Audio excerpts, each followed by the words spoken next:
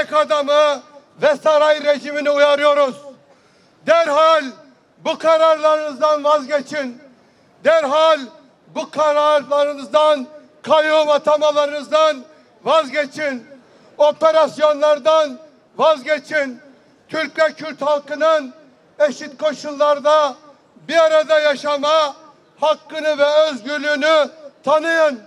Onun dışında yaptığınız her zulüm, her baskı mutlaka ve mutlaka geriye tepecektir. Bugün Van'da gösterilen irade, bugün Şırnak'ta gösterilen irade, bugün Kürt halkının bu toprakların dört parçasında her yerinde gösterdiği bu irade bizlere bir şey öğretiyor. Bizim mücadelemiz bir aradır. Kürt halkının kurtuluşu Türkiye halklarıyla birliktedir. Buradan Türkiye işçi sınıfına, kadınlara, gençliğe, ezilen bütün kesimlere sesleniyorum. Kürt halkının iradesine gasp edilmesini bugün sahiplenmezsek, birlikte sokağa çıkmazsak, faşizme karşı dövüşmezsek yarın çok geç olacak. Çünkü biliyoruz tek başına belediyeleri kazanmak yetmez. Bu ülkede Kürt halkının özgür olması için devrim lazım. Kürt halkıyla birlikte mücadele etmek lazım. Sokak bizi bekliyor. Kürt halkıyla kurtuluşumuzu birleştirmek bizi bekliyor.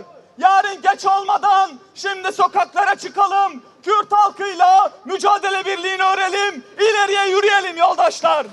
Türkiye'den de sosyalistler, demokratlar olarak buradan ses veriyoruz. Ama bu yetmez. Bize bir görev bu, bir çağrı bu. Bu çağrıyı büyütmek hepimizin görevi. Kürt özgürlük mücadelesiyle Türkiye işçi sınıfının mücadelesini birleştirmek. Kürt özgürlük mücadelesiyle Türkiye devriminin, sosyalistlerin, kadınların, gençlerin mücadelesini birleştirmek göreviyle karşı karşıyayız. Çünkü Kürt halkı eşitliği ve özgürlüğü sağlamadığı her durumda bu faşist rejim kendini tahkim etmeye, büyütmeye devam edecek.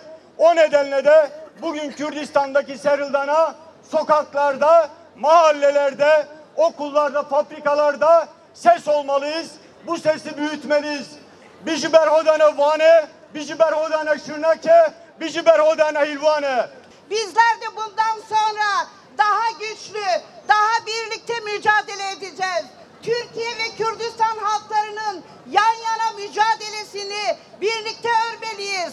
Kadınların, gençlerin, Kürdistanlı kadın yoldaşlarımızın AKP, MHP faşist blokuna, Hizbi kontrollere karşı Batman'da, Ahmet'te, Van'da vermiş olduğu mücadeleyi Türkiye cenahında büyütmek bizim görevimiz ve sorumluluğumuzdur. Bu sorumlulukta hepimizi, tüm devrimci demokrat, sosyalistleri, tüm mücadele dinamiklerini, tüm halkımızı, Kürdistan halkıyla Türkiye halklarının mücadele birliğini birlikte örmeye davet ediyorum. Bu antidemokratik uygulamalara, bu kayyum rejimine, bu gasp etme politikalarına asla izin vermeyeceğiz, izin vermeyelim.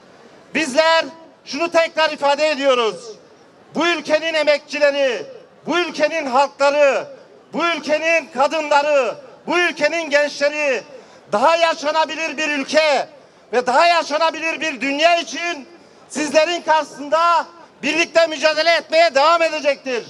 Buna söz veriyoruz ve hiçbir koşulda bu antidemokratik uygulamaları kabul etmediğimizi tekrar ifade etmek istiyorum.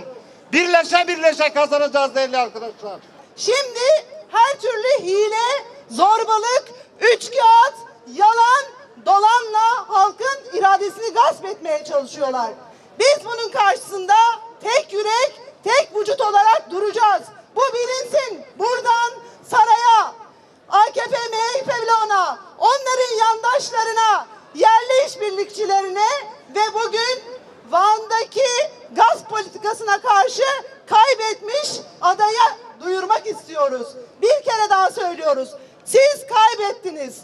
Siyaseten artık bitmiş, tükenmiş, meftaya dönmüş olan bu iktidarın son çırpınışlarıdır. Bu böyle bilinsin.